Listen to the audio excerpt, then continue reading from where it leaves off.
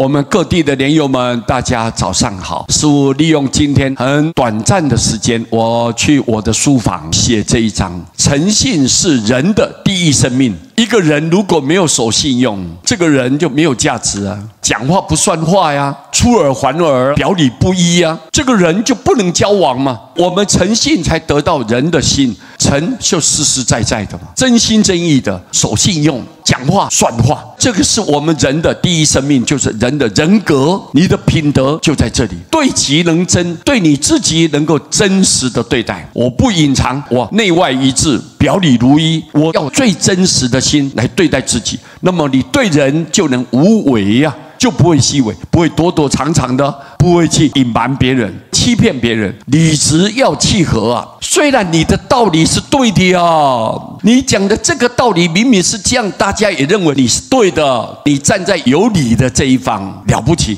你对的，你对的。但是要契合啊，我们的脾气要和蔼可亲啊，讲话要柔顺啊。不是说很尖锐的话来刺激别人，来伤害别人，不是啊。就算你理由是充足的，但是你的脾气一定要和蔼可亲、和和气气、温温柔柔的。得理也要饶人，你有道理，但是你要饶恕别人、宽恕、原谅别人呐，这个叫做修行。心量要大，你的心修养要够，你的福报就大，你的因缘就殊胜，有求必应。你走到哪里，大家都非常的赞叹，想要亲近你。在座各位，这一章很简单的做人道理，师父在这个地方告诉大家。阿弥陀佛。